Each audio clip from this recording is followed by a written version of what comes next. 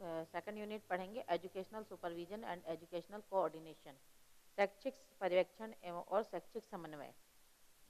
शैक्षिक पर्यवेक्षण, educational supervision जो है, सुपरविजन शब्द अंग्रेजी के शब्द के से लिया गया जिसका हिंदी अर्थ होता है पर्यवेक्षण। पर्यवेक्षण दो शब्दों से बना है, परिव तथा वीक्षण। इसे पर्यवेक्षण भी कहा जाता है। पर्यवेक्षण मतलब चारों तरफ देखना या निरीक्षण करना। इसका लिए by Williams, modern supervision is an assistance to the development of the better teaching learning situation. By Harden and Moore, supervision is the use of describe those activities which are primary and directly connected with the studying and improving the learning and growth of pupils and teachers। अर्थात हम जब शिक्षा में पर्यवेक्षण की बात करते हैं तो शिक्षा में गुणवत्ता को का विकास के लिए जब कमियों का निराकरण हेतु किसी कक्षा का या किसी शिक्षक का गहन अध्ययन किया जाता है तो उसे पर्यवेक्षण शैक्षिक पर्यवेक्षण कहा जाता है। शैक्षिक पर्यवेक्षण जो है वो एजुकेशन के फील्ड में उसमें गुणात्मक सुधार हेतु किया जा रहा है। शिक्षक के व्यावसायिक उन्नयन के प्रयासक्रमों में पर्यवेक्षण में भी सुधार किया गया है। अतः कुछ दशकों में निरीक्षण का स्थान पर्यवेक्षण ने ले लिया है। पर्यवेक्षण जो है वो एक सकारात्मक प्रक्रिया होती है। इसमें छिंदान्वेषण के लिए या किसी के नकारात्मक पक्षों को उजागर करने के लिए यह क्रिया नहीं की जाती। पर्यवेक्षण का उद्देश्य जो होता है वो कमियों का पता लगा करके उन्हें सुधारना है। पर्यवेक्षण की आधुनिक संकल्पना है, उसमें आधुनिक युग में पर्यवेक्षण की आधुनिक संकल्पना में सभी शिक्षा शास्त्री ये मानते हैं कि पर्यवेक्षण के का लक्ष्य जो है वो शिक्षण में सुधार करना है। शिक्षा के क्षेत्र में कार्यरत सभी कर्मचारियों तथा शिक्षकों को नेतृत्व प्रदान करने संबंधी सभी प्रयासों, शिक्षकों के विकास तथा व्यावसायिक उन्नति के लिए उत्प्रेरणा, शिक्षण उद्देश्य, शिक्षण सामग्री, शिक्षण विधि, मूल्यांकन आदि का चुनाव तथा व्यवसाय उन्नति का चुनाव तथा सुधार से होता है। इसकी कुछ परिभाषाएं जो हैं वो हैं किम्बल विल्सन के अनुसार पर्यवेक्षण एक उत्तम शिक्षण अधिगम संस्कृति में विकास में सहायता देता है। अर्थात किसी भी गुणात्मक शिक्षण के लिए, अच्छे शिक्षण के लिए उन परिस्थितियों का निर्माण करना जिनके द्वारा अच्छा शिक्षण किया जा सके वो पर्यवेक्षण के कार्य के अंतर्गत आता है। पर्यवेक्षण द्वारा शिक्षण के समय आने वाली कमियों व कठिनाइयों को दूर करने के संबंध में सुझाव दिए जाते हैं। नीड फॉर एजुकेशनल सुपरविजन, शैक्षिक पर्यवेक्षण की आवश्यकता क्या?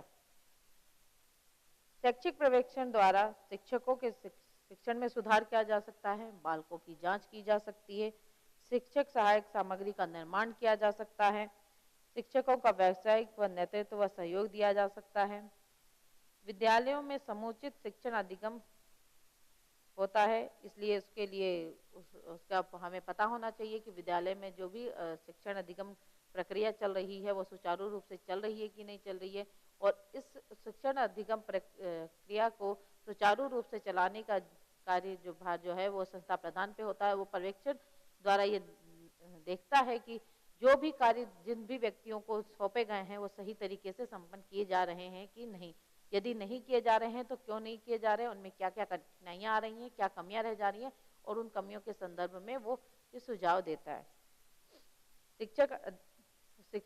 प्रधानाध्यापक द्वारा जो पर्यवेक्षण का कार्य किया जाता है उसके लिए कई तथ्य मुख्य हैं, जिनमें विद्यालय में समुचित शिक्षण अधिगम होता है, शिक्षण अध्यापक योग्य है कि नहीं, अधिगम के लिए समुचित पर्यावरण उपलब्ध हो रहा है कि नहीं, विद्यार्थियों की प्रगति पर समुचित ध्यान दिया जा रहा है कि नहीं, विद्यार्थियों के वित्त का समुचित उपयोग हो रहा है कि नहीं, उनके द्वारा जो फीस भरी जा रही है उसका सही तरीके से उपयोग हो रहा है या नहीं, विद्यालय के संसाधनों का समुचित विकास एवं विस्तार हो रहा है कि नहीं। इन सभी तथ्यों का पता लगाने के लिए पर्यवेक्षण आवश्यक होता है, और एक संस्था प्रधान होने के नाते उसकी का कर्तव्य होता है कि वो सभी संसाधनों का, वो मानवीय हो या भौतिक संसाधन हो, उनका सही तरीके से प्रयोग करे, उनका अधिकतम उपयोग हो सके, उनके विद्यार्थियों का भी अधिकतम उपयोग हो सके और उनके शिक्षकों की भी योग्यता का अधिकतम विकास किया जा सके, और इसके लिए पर्यवेक्षण का कार्य संस्था प्रधान द्वारा किया जाता है। स्कोप ऑफ एजुकेशनल सुपरविजन, शैक्षिक पर्यवेक्षण के क्षेत्र। शैक्षणिक पर्यवेक्षण के क्षेत्रों को मुख्यतः 3 भागों में बांटा गया है, जिसमें पहला है डायग्नोस्टिक रोल ऑफ सुपरविजन, दूसरा रीमेडिकल और गाइडेंस रोल ऑफ सुपरविजन और तीसरा है अदर्स एरिया ऑफ सुपरविजन। पहला है डायग्नोस्टिक रोल ऑफ सुपरविजन। पर्यवेक्षक की निदानात्मक भूमिका। पर्यवेक्षक की निदानात्मक भूमिका में हम 3 रोल मानते हैं। एक संस्था प्रधान के किसी भी जब अपनी संस्था में पर्यवेक्षण करता है तो 3 तरीके से पर्यवेक्षण का कार्य करता है। सबसे पहला है कक्षा शिक्षण का अवलोकन करना। कक्षा शिक्षण का प्रधानाध्यापक द्वारा कक्षा शिक्षण का अवलोकन करने का उद्देश्य ये होता है कि शिक्षक के अध्यापन कार्य में आ रही कमियों को इंगित करना और उसमें सुधार करना। इसके लिए वो निम्न बातों का ऑब्जर्वेशन करता है। पहला, शिक्षक द्वारा कक्षा शिक्षण में पाठ का विकास व परिवर्तन कैसे किया जा रहा है, कौन सी विधियों का प्रयोग किया जा रहा है, किन तकनीकियों का प्रयोग करके वो पाठ का विकास कर रहे हैं। शिक्षक का किन कक्षा में किन कठिनाइयों का उसे सामना करना पड़ रहा है। वो कठिनाइयां अनुशासन संबंधी भी हो सकती है, संसाधन संबंधी भी हो सकती है, स्वास्थ्य संबंधी भी हो सकती है। शिक्षक को किस प्रकार सुझाव व सहायता दी जाए ताकि उसके कक्षा शिक्षण में गुणात्मक सुधार हो सके। प्रधानाध्यापक जब कक्षा शिक्षण का करता है, ऑब्जर्वेशन करता है, सुपरविजन करता है, तो वो ये इस बात का ध्यान रखता है कि जो भी कोई भी वो परिस्थितियां उसके सामने क्लास के सामने आ रही हैं, वो जो है वो उसका में सुझाव दे सके कि उन कमियों को कैसे दूर किया जा सके। वो कमी निकालने के लिए उस कक्षा का अवलोकन नहीं कर रहा होता, वो सुझाव देने के लिए सकारात्मक रूप से पर्यवेक्षण कर रहा होता है। निगलसन इवान ने जो है कक्षा शिक्षण अवलोकन के उद्देश्य बताएं। प्रधानाध्यापक एवं शिक्षक के मध्य एक अच्छा संबंध या सद्भाव उत्पन्न करने के लिए कक्षा पर्यवेक्षण किया जाता है। शिक्षक की प्रगति के मूल्यांकन हेतु किया जाता है। समग्र सीखने की प्रक्रिया पर दृष्टिपात करने के लिए किया जाता है। शिक्षक के कमजोर और सुदृढ़ पक्षों को जानने हेतु पर्यवेक्षण किया जाता है। लेकिन इसमें कई कठिनाइयां भी आती हैं, जैसे शिक्षक की कक्षा शिक्षण संबंधी कठिनाइयों का ज्ञान होना आवश्यक है। दूसरा, शिक्षकों की सहायता व सुझाव देने का आधार बनता है। जब एक प्रधानाध्यापक अपने अध्यापकों को किस आधार पर उन्हें एडवाइस दे कि भाई आपको अपनी कक्षा शिक्षण में क्या सुधार करना चाहिए या विद्यालय की उन्नति हेतु क्या कार्य किए जाने चाहिए, वो उन अपनी तरफ से संस्था के कर्मचारियों को तभी सुझाव दे सकता है जब उसने उन कमियों को देखा हो और इसके लिए वो पर्यवेक्षण करता है, उन कमियों को जानता है और तभी उसके प्रति वो सुझाव दे सकता है। शिक्षक की प्रगति का मूल्यांकन करने हेतु, सीखने की समग्र प्रक्रिया पर दृष्टिपात करने हेतु और विद्यार्थियों के स्तर का किस स्तर का ज्ञान प्राप्त होता है ये जानने हेतु एक प्रधानाध्यापक द्वारा संस्था का पर्यवेक्षण किया जाता है, कक्षा का पर्यवेक्षण किया जाता है। विद्यार्थियों के अधिगम संबंधी कठिनाइयों का ज्ञान हेतु, विद्यार्थियों एवं शिक्षकों के परस्पर ज्ञान हेतु, ये जो है विद्यार्थी जो है वो शिक्षण अधिगम क्रिया का सबसे मुख्य बिंदु होता है, केंद्र बिंदु होता है। उसी के लिए सारी संस्था चल रही होती है।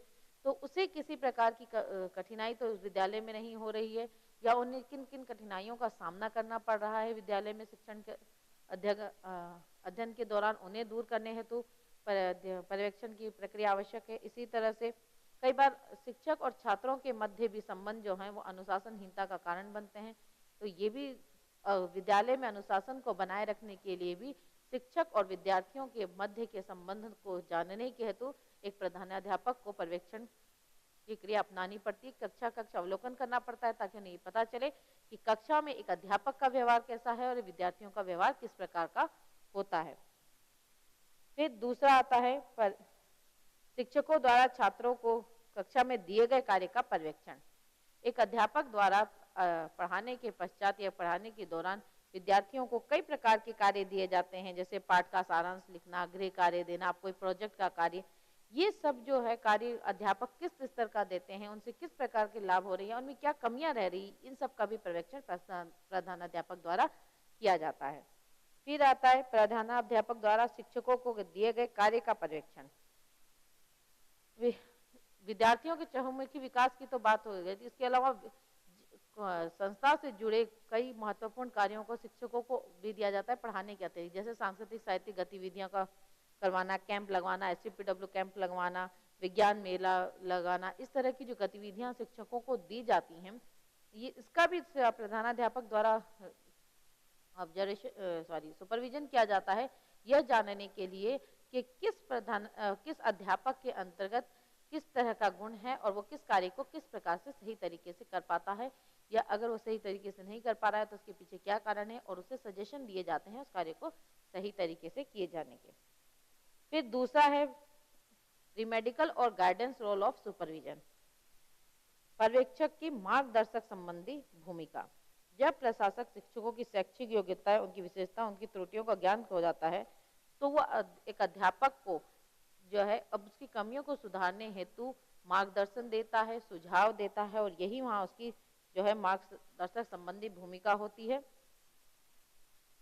इसमें शिक्षकों की व्यक्तिगत व्यवसायिक कठिनाइयों के आधार पर उन्हें समाधान देता है, और प्रत्येक शिक्षक की शैक्षिक त्रुटियों, विशेषताओं के आधार पर उन्हें वह एडवाइस देता है कि उन्हें अपने अंदर किस तरह से कमियों को दूर करके उनके दुर्बल पक्ष को जान करके उसे सबल बनाने हेतु उन्हें सुझाव देता है। फिर तीसरा है विद्यालय पर्यवेक्षण के अन्य क्षेत्र, others area of school supervision.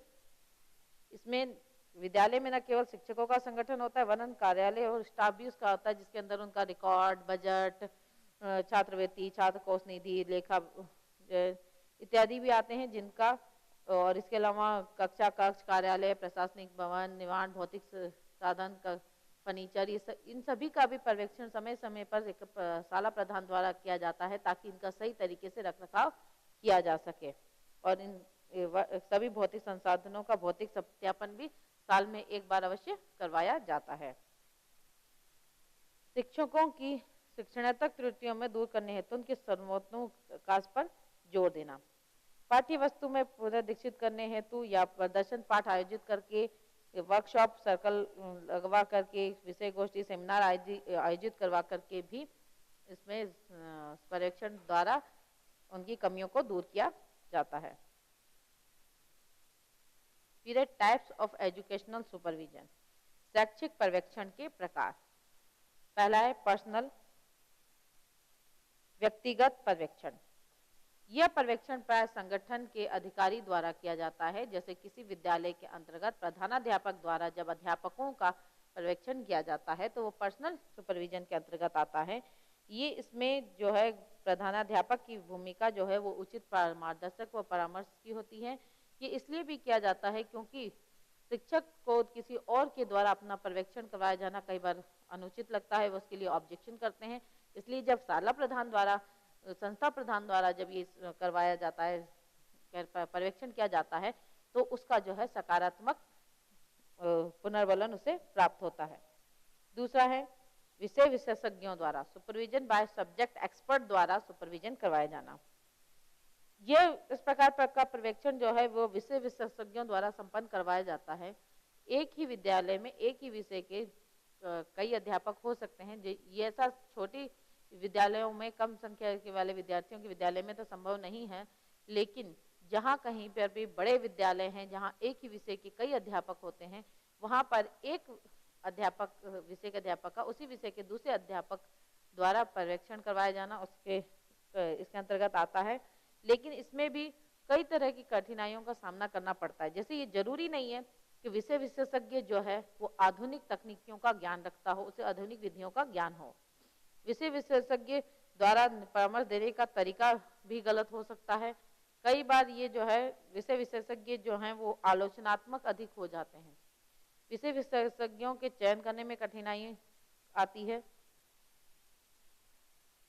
और कई बार जो है पर्सनल जो सुपरविजन है उसमें भी कठिनाई आती है। जैसे जरूरी नहीं है कि अध्यापक जो है जिस विषय को पढ़ा रहा है प्रधानाध्यापक को उसके बारे में ज्ञान हो ही, उसमें भी ज्ञान का अभाव हो सकता है। प्रशासनिक कार्यों की अधिकता से भी पर्यवेक्षण की आवृत्ति कम हो जाती है। जब विद्यालय बड़े होते हैं, विद्यार्थियों की संख्या बड़ी होती है, तो वहाँ पर शाला प्रधान, संस्था प्रधान जो है वो अपने अन्य कार्यों में इतना अधिक व्यस्त रहता है कि उसके पास सुपरविजन का उतना पर्याप्त समय नहीं हो पाता कि वह हर अध्यापक का या हर कार्य का सुपरविजन स्वयं करके उसकी कमियों को बता सके और उसके सुधार हेतु सुझाव दे सके। इसी तरह प्रधानाध्यापक सभी विषयों का ज्ञाता नहीं होता, इसलिए वो सभी विषयों का पर्यवेक्षण सही प्रकार से नहीं कर सकता है। जो सुझाव परामर्श शिक्षकों द्वारा दिए जाते हैं अधिकांश तो उस पर अमल नहीं हो पाता। इसका कारण ये है कि जो एक अध्यापक है उसको स्कूल में 7 से 8 क्लासें लेनी पड़ती है, ऐसे में उसके पास समय ही नहीं होता कि वो अपने कार्यों में सुधार करे। उसे सुझाव तो दे दिए जाते हैं लेकिन उसमें अमल में लाने के लिए उसके पास समय नहीं होता, और ये कमियां भी कई बार समय की कमी की वजह से ही आती है। उसे अपना समय पे कोर्स पूरा करवाना है, विद्यार्थियों की संख्या ज्यादा है, ऐसे में वो अलग अलग तरह की तकनीकी का प्रयोग नहीं कर पाता। कई बार संस्थान में क्या देना वो संसाधनों की कमी होती है। अब जब एक अगर जैसे शैक्षिक तकनीकी का प्रयोग कर रहा है, कंप्यूटर या एलसीडी का प्रयोग करके पढ़ा रहा है, तो अभी इस बात है कि दूसरे समय में उस क्लास का जो दूसरा टीचर है दूसरी क्लास में उन संसाधनों का प्रयोग नहीं कर पाएगा। कई बार शिक्षक गण जो होता है उनका पर्यवेक्षक का स्वागत नहीं करते, उनका सहयोगात्मक रुख नहीं होता। पर्यवेक्षक और कई बार पर्यवेक्षक अधिकारी जो हैं वो सहयोग के बजाय आलोचनात्मक हो जाते हैं। वो उनकी कमियां इसलिए नहीं बता रहे होते हैं कि उन्हें सुधार करना है, उन्हें कई बार नीचा दिखाने के लिए, उनकी आलोचना करने के लिए भी उनकी कमियां बता रहे होते हैं। ऐसे में जो है शिक्षक को सकारात्मक पुनर्बलन मिलने की बजाय नकारात्मक पुनर्बलन मिलता है और वो डिमोरलाइज हो जाते हैं। फिर अदर्स टाइप ऑफ सुपरविजन, इसमें अंतर्गत आते हैं शैक्षिक पर्यवेक्षण भूमिका दृष्टिकोण के आधार पर और व्यक्तियों की संख्या के आधार पर। इसमें सबसे पहले आ रहा है क्लिनिकली सुपरविजन। क्लिनिकली सुपरविजन के अंतर्गत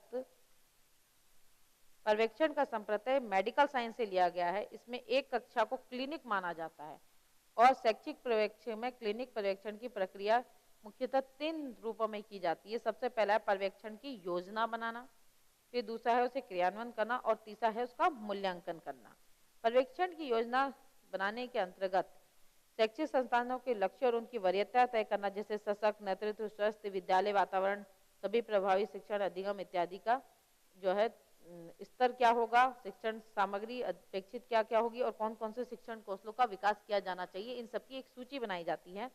उसके बाद उनको का क्रियान्वयन किया जाता है। क्रियान्वयन में लक्ष्यों के संदर्भ में शिक्षकों के निश्चित उत्कृष्ट शिक्षण के मापदंडों के अनुसार शिक्षण क्रियान्विति के अंतर्गत शिक्षक की भूमिका, शिक्षक निष्पत्ति मानक तय करना और उसके अनुसार शिक्षण का व्यवहार करना है। शिक्षक द्वारा अनुदेशन के समय कुछ बातों का ध्यान रखना होता है, जिसमें से पहला है कि पाठ्यक्रम पूरा करने का क्या परिणाम निकलेगा, इस लक्ष्य का चयन करना जरूरी है। दूसरा, शिक्षार्थियों की तैयारी का निदान करना।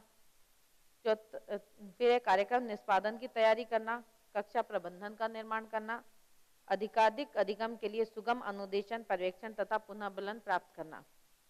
फिर तीसरा स्टेप है इसका मूल्यांकन। जो भी निष्पत्ति प्राप्त हुई है उसके उपलब्धि ज्ञात किए निश्चित मानदंडों के अनुरूप क्रियान्विति हुई है कि नहीं है, इसके द्वारा किया जाता है। क्लिनिकल पर्यवेक्षण विधि के को ऑब्जर्वेशन सर्कल भी कहा जाता है, जिसके 5 चरण होते हैं। पहला चरण होता है कि पर्यवेक्षण से पूर्व विचार विमर्श किया जाता है। फिर इसके अंतर्गत पर्यवेक्षण में पूर्व पर्यवेक्षण व शिक्षण पर्यवेक्षण के निश्चित लक्ष्यों के बारे में चर्चा की जाती है। दूसरा इसका स्टेप था पर्यवेक्षण, इसके अंतर्गत कक्षा शिक्षण के अंतर्गत होने वाली क्रिया प्रतिक्रिया संबंधी तथ्यों को एकत्रित किया जाता है। तीसरा, विश्लेषण व समूह निर्माण सत्र, इसके अंतर्गत एकत्रित पद्धतियों की समीक्षा विश्लेषण किया जाता है, उन्हें सिद्धांत शिक्षण सिद्धांतों और अनुसंधानों की पृष्ठभूमि में देखा जाता है।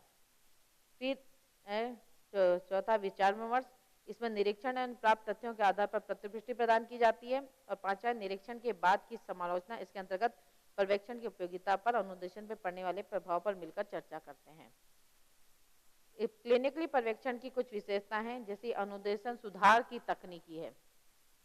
यह लक्ष्य आधारित कार्यक्रम है जिसमें विद्यालय और पर्यवेक्षक के विकास संबंधी आवश्यकताओं को मिलाकर चलाया जाता है।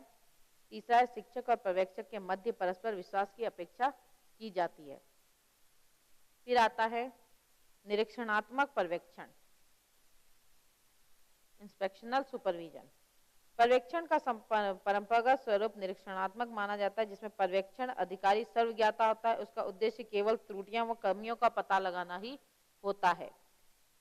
आधिकारिक दृष्टिकोण छिंदान्वेषण होता है, अतः उसे आधिकारिक पर्यवेक्षण भी कहते हैं। इस पर्यवेक्षण में आज्ञा, निर्देश, नियमों पर विशेष बल दिया जाता है। इस प्रकार के पर्यवेक्षण की एक परंपरागत कार्यविधि होती है। इस प्रकार के पर्यवेक्षण में पूर्व नियोजित निश्चित विशेष विधि कार्यों के क्रियान्वयन पर अधिक बल दिया जाता है। इसलिए शिक्षक पर्यवेक्षण के समय उन्हीं विधियों को अपनाते देखे जाते हैं।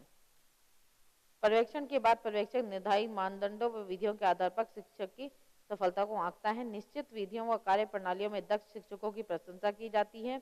उन कार्य विधियों की निंदा की जाती है जिन्हें पर्यवेक्षक ने अनुपयुक्त मानते हैं। ये जो इंस्पेक्शनल सुपरविजन है, इसके अंतर्गत जो पर्यवेक्षक की भूमिका जो होती है वो कमियां निकालने के लिए होती है। इसमें निश्चित कर लिया जाता है, इसे पूर्व में ही निश्चित कर लिया जाता है कि पर्यवेक्षण के दौरान किन किन तथ्यों पर ध्यान दिया जाएगा, किन किन विधियों पर आधारित शिक्षण कार्य होना चाहिए। इसमें शिक्षक को भी पता होता है कि मेरा पर्यवेक्षण इन बिंदुओं के आधार पर किया जाने वाला है, इसलिए वो अपने शिक्षण के समय उन्हीं बिंदुओं को ध्यान में रख करके अपने शिक्षण के कार्य को करता है। इस प्रकार के पर्यवेक्षण जो होते हैं उसमें पर्यवेक्षक जो है वो टिक्का टिप्पणी बहुत अधिक करता है, और वो जो है कक्षा में आता ही नकारात्मक दृष्टिकोण लेकर के है उस अध्यापक के प्रति कि उसके कार्य के अंतर्गत मुझे कमियां ही निकालनी है। फिर आता है कंट्रोल्ड सुपरविजन। यह पर्यवेक्षण शिक्षक अध्यापक के नेतृत्व की कठिनाइयों के जानने के लिए होता है। इसमें पर्यवेक्षक कठिनाइयों का निराकरण करवाता है, अतः पर्यवेक्षक के लिए आवश्यक है कि अपने क्षेत्र में अनुभवी हो। यह पर्यवेक्षक अधिकारी पर्यवेक्षक के सामान्य पर केवल इतना अंतर है कि पर्यवेक्षक शिक्षकों की कठिनाइयों को जानकर उनके सुधार अधिकार व सुधार के लिए कार्य करता है। इस कार्य में पर्यवेक्षक निश्चित उपकरण का प्रयोग भी कर सकता है, इसलिए पर्यवेक्षक न केवल अनुभवी परंतु पर्यवेक्षण तकनीकों में भी दक्ष होना आवश्यक है। कंट्रोल्ड सुपरविजन के अंतर्गत रोल तो वही होता है जो इंस्पेक्शनल सुपरविजन के अंतर्गत पर्यवेक्षक का होता है, लेकिन इसके अंदर बस ये है कि कंट्रोल्ड जो सुपरविजन है उसमें सुपरवाइजन करने वाला जो पर्यवेक्षक है, जो भी अधिकारी है, वो कक्षा में उसकी कमियां निकाल के उसके प्रति सुझाव भी देता है कि उसको सुधार कैसे किया जाए, उन कमियों को में कैसे दूर किया जाए। लेकिन इंस्पेक्शनल सुपरविजन के अंतर्गत सिर्फ और सिर्फ कमियां बताई जाती हैं, सुधार के तो सुझाव नहीं दिए जाते हैं। तो कंट्रोल्ड सुपरविजन में भी अगर संस्था प्रधान चाहे तो अपने निश्चित कर सकता है कि किन किन विधियों पर वो मूल्यांकन करेगा। फिर आता है लोकतंत्रीय पर्यवेक्षण, डेमोक्रेटिक सुपरविजन। इस पर्यवेक्षण में सहयोगी पर्यवेक्षण भी होता है। इस प्रकार के पर्यवेक्षण में प्रधानाध्यापक, शिक्षक, विशेषज्ञ सभी संबंधित व्यक्ति परस्पर सहयोग से योजना अनुसार एक दूसरे को समस्या निदान एवं सुझाव देते हैं। इसमें शिक्षक ये स्पष्ट होता है कि पर्यवेक्षण उसमें शैक्षिक एवं व्यवहारिक विकास के लिए केवल त्रुटि निकालना उद्देश्य नहीं है। इसलिए इस प्रकार का पर्यवेक्षण आधुनिक दर्शन के अनुरूप है, जिसमें हर व्यक्ति को सम्मान से देखा जाता है तथा लोकतंत्रीय सिद्धांतों के आधार पर आधारित होते हैं। जो डोमेस्टिकेटिव सुपरविजन जो है उसमें जो है सुपरविजन के लिए जो भी अध्यापक या विषय विशेषज्ञ नियुक्त किया जाता है उसकी भूमिका शिक्षक को पता होती है कि वो जो है मुझे कमियां निकालने के लिए नहीं बैठा है, वो मेरी कमियों को दूर कर सुधार करने के लिए मुझे सहयोग देगा। इसलिए ये एक दूसरे के प्रति सहयोग करते हैं। इसमें ये जो है उनकी ऑब्जर्वेशन जो भी सुपरविजन कर रहा है वो उसकी कमियों को बतलाएगा, निदान करेगा, उसका सुझाव देगा उन कमियों को दूर करने के लिए। और इसमें जो है दोनों के मध्य जो है बड़ा अच्छा मधुर संबंध होता है, वो एक दूसरे को सहयोग करते हैं और इसमें लोकतांत्रिक मूल्यों का सम्मान किया जाता है, शिक्षक के व्यक्तित्व विचारों का सम्मान किया जाता है, अध्यापन संबंधी समस्याओं का निराकरण संभव हो पाता है। इस पर्यवेक्षण में नेतृत्व के गुणों का विकास होता है, सामूहिक सहयोग से लिए गए निर्णयों की क्रियान्विति संभव होती है क्योंकि वह निर्णय उनके स्वयं के द्वारा लिए गए होते हैं। इस प्रकार के इस पर्यवेक्षण में समस्त प्रशिक्षण परिस्थितियों का व्यापक मूल्यांकन होता है। लेकिन इसमें भी कुछ कमी है, जैसे पर्यवेक्षकों का कम योग्य होना। जरूरी नहीं है कि जो पर्यवेक्षण करने आया है वो शिक्षक से अधिक योग्य हो। अप्रशिक्षित अध्यापकों की संख्या अधिक होना, अल्पकालिक प्रशिक्षण प्राप्त अध्यापक शिक्षकों की मौलिकता व ज्ञान में कमी, पर्यवेक्षकों की संख्या में अध्यापकों की संख्या का अधिक होना। हमारे विद्यालयों में पर्यवेक्षक जनरली जो है वो प्रधानाध्यापक करते हैं, और प्रधानाध्यापक जिन विद्यालयों में अध्यापकों की संख्या बहुत अधिक है उसमें एक प्रधानाध्यापक द्वारा, एक संस्था प्रधान द्वारा इतने बड़े स्तर पर इतने सारे अध्यापकों का जाकर के पर्सनली सुपरविजन कर पाना संभव नहीं हो पाता है। फिर आता है वैज्ञानिक पर्यवेक्षण, scientific supervision. E point is, वैज्ञानिक पर्यवेक्षण उसे कहते हैं जो विश्वसनीय, वैध एवं क्रमबद्ध और सुनियोजित ढंग से किया जाता है। इस प्रकार का पर्यवेक्षण आधुनिक वैज्ञानिक तकनीकी के उपकरणों के माध्यम से मापने योग्य वैज्ञानिक विधियों द्वारा किया जाता है। इन विधियों में बंद परिपथ या दूरदर्शन कंप्यूटर के अलावा शिक्षक के व्यवहार को मापने के उपकरणों द्वारा भी संपन्न की जाती है। इस विधि की विशेषता यह है कि ये वैध होती है, ये नियोजित होती है, इनमें लचीलापन होता है, इनमें वस्तुनिष्ठता होती है और इनका मूल्यांकन किया जा सकता है। इन चारों आधारों पर वैज्ञानिक पर्यवेक्षण संपन्न किया जाना चाहिए। वैज्ञानिक पर्यवेक्षण की कुछ विशेषताएं हैं। इसमें क्रमबद्ध, व्यवस्थित, विश्वसनीय, वैध विधियों का प्रयोग होता है। इसके प्रकार के पर्यवेक्षण प्रकार के निष्कर्ष परिणाम सभी को मान्य होते हैं तथा वे विश्वसनीय होते हैं। वैज्ञानिक पर्यवेक्षण के निष्कर्ष पर्यवेक्षण सिद्धांतों के योग देते हैं। इसमें अविश्वास की स्थिति में प्रक्रिया की पुनरावृत्ति नहीं की जाती है। वैज्ञानिक पर्यवेक्षण शैक्षिक विकास के लिए आधार प्रस्तुत करता है, किंतु इस वैज्ञानिक पद्धति के भी वैज्ञानिक पर्यवेक्षण की भी कुछ सीमाएं हैं। जैसे वैज्ञानिक पर्यवेक्षण विधि में शिक्षकों से पर्यवेक्षकों का दक्ष मिलना मुश्किल होता है। दूसरा, इस विधि में उपकरण जैसे सीसीटीवी, कंप्यूटर, वीडियो टेप इत्यादि का उपलब्ध न होना, कई परिस्थितियों में व्यवहार के बारे में निर्णय नहीं दे पाना। फिर है क्रिएटिव सुपरविजन, रचनात्मक पर्यवेक्षण। इस प्रकार का पर्यवेक्षण इसके नाम साथ किया जाता है कि इसमें व्यक्तिगत सृजनता, मौलिकता को आधार माना जाता है। इसलिए इसमें अधिकारी अपने अधीनस्थों में, स्टाफ के सदस्यों में उन गुणों का पता लगाना चाहता है कि वे किस विशेष क्षेत्र में उल्लेखित उनके उन विशेष गुणों के विकास के लिए समुचित सुविधाएं, पर्यावरण तथा प्रोत्साहन दे सके। रचनात्मक पर्यवेक्षण ये स्वीकार करता है कि हर व्यक्ति में कुछ न कुछ श्रेष्ठ गुण अवश्य होते हैं और उनको समुचित अवसर देने पर उनका विकास किया जा सकता है। अतः पर्यवेक्षक अपने तीक्ष्ण बुद्धि द्वारा उन गुणों को परखकर आवश्यक प्रोत्साहन प्रदान करता है। इसमें पर्यवेक्षक का व्यवहार सहयोगी होता है। इसमें संस्था में अनेक मौलिक कार्यों का विकास होता है। यह पर्यवेक्षण लोकतांत्रिक विधियों द्वारा प्रयोग किया जाता है। अब क्रिएटिव सुपरविजन के कुछ गुण हैं। जैसे इस प्रकार के पर्यवेक्षण में संस्था के सभी सदस्यों में सृजनशीलता के गुणों का विकास होता है। नवीन विधियों शिक्षक समुदाय तथा शिक्षा जगत के लिए अत्यंत महत्वपूर्ण होता है। नवीन कार्यों के प्रति स्वस्थ प्रतिस्पर्धा की भावना का विकास होता है। शिक्षकों को नवीन कार्यों को करने में संतुष्टि होती है। संस्था के सभी सदस्यों में सृजनशील गुणों का विकास होता है। रचनात्मक पर्यवेक्षण की सीमाएं, सृजनशीलता नेतृत्व के अभाव में इस प्रकार का पर्यवेक्षण संभव नहीं होता है। ये जरूरी नहीं है कि जो भी पर्यवेक्षण कर रहा है या जो संस्था प्रधान है उसमें स्वयं में सृजनशीलता हो, वो उसके अंदर ये गुण हो कि वो उसमें क्रिएटिविटी को पहचान सके। नवीन शिक्षा संबंधी प्रयोगों के लिए अवसर प्राप्त नहीं होते क्योंकि सभी शिक्षा संस्थानों में विभाग के नियम और निर्देशों के अनुरूप कार्य संपन्न किया जाता है। टेक्निक्स ऑफ एजुकेशनल सुपरविजन, शैक्षिक पर्यवेक्षण की तकनीक है। सबसे पहला है अंडरस्टैंडिंग, समझ।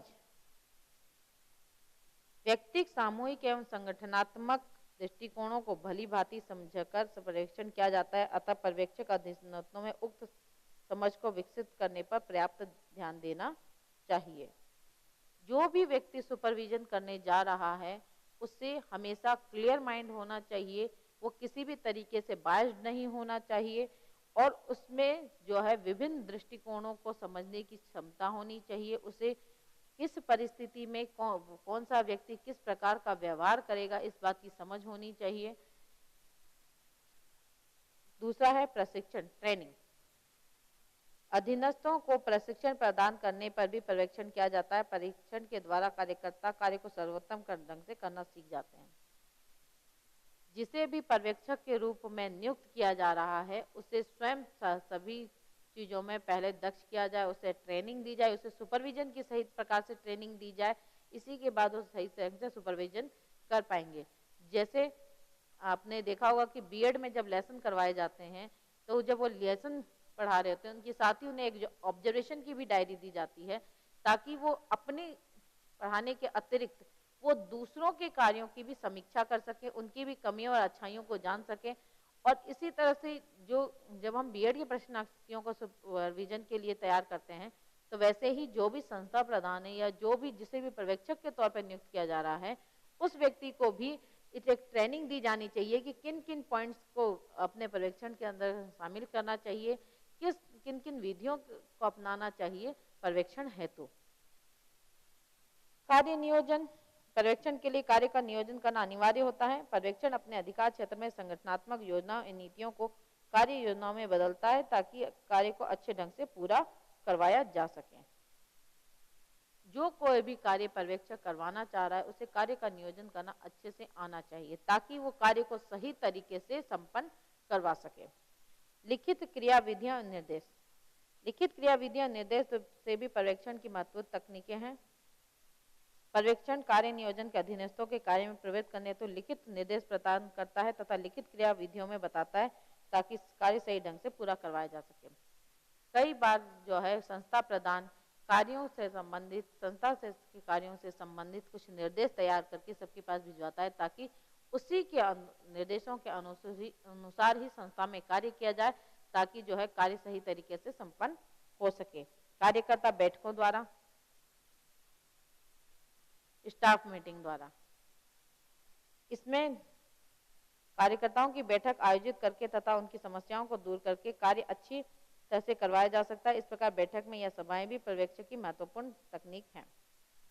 जब किसी संस्था को सुचारू रूप से अगर चलाने की बात आती है तो सभी के सहयोग के द्वारा ही कोई संस्था जो है वो बहुत अच्छे से उन्नति कर सकती है। और इसके लिए जो संस्था प्रधान है या उस इंस्टीट्यूट का जो हेड है उसकी जिम्मेदारी बन जाती है कि वो सबकी राय मशवरा से काम करे। और इसके लिए जरूरी है कि वो समय समय पर स्टाफ के साथ मीटिंग करे, उसमें वो उनकी कमियों को जाने, उनकी समस्याओं को जाने, उनकी समस्याओं को सुने, संस्था की समस्याओं को सुने और उनका निराकरण करे। ये भी कम समय में अत्यधिक पर्यवेक्षण की विधि है जिसमें कई बार ये जरूरी नहीं है कि जो पर्यवेक्षक कर रहा है उसे सभी समस्याओं उसके नॉलेज में आ सके, लेकिन जब वो मीटिंग करेगा अपने स्टाफ के साथ तो स्टाफ उन कमियों को भी उसे बताएगा जो उसके समझ में आने से रह गई, उसकी नजरों में आने से रह गई, तो वो उसे अच्छे से इसका समाधान कर सकेंगे। फिर आता है डिसिप्लिन, अनुशासन। अनुशासन भी पर्यवेक्षण की एक महत्वपूर्ण तकनीक है। इसके द्वारा कार्य करवाया और सिखाया जा सकता था, निष्ठा भाव उत्पन्न की जा सकती है। अनुशासन की तकनीक पर्यवेक्षक को अपने नीचे कार्य करने वाले कार्यकर्ताओं को अपनी इच्छा अनुसार मोड़ने का अस्त्र प्रदान करती है। जिस भी संस्था का डिसिप्लिन अच्छा होगा वहां कार्य सुचारू रूप से चलेगा ही चलेगा। इसलिए चलेगा क्योंकि जो किसी भी संस्था का जो प्रधान है उसके लिए डिसिप्लिन जो है वो एक हथियार की तरह, एक अस्त्र की तरह होता है। उन नियमों को जब वो अपने स्टाफ को, अपने अधीनस्थ कर्मचारियों को, अपने विद्यार्थियों को बांध देगा तो सभी उन नियमों के अंतर्गत ही कार्य करेंगे तो अपने आप कार्य सही तरीके से चलेगा।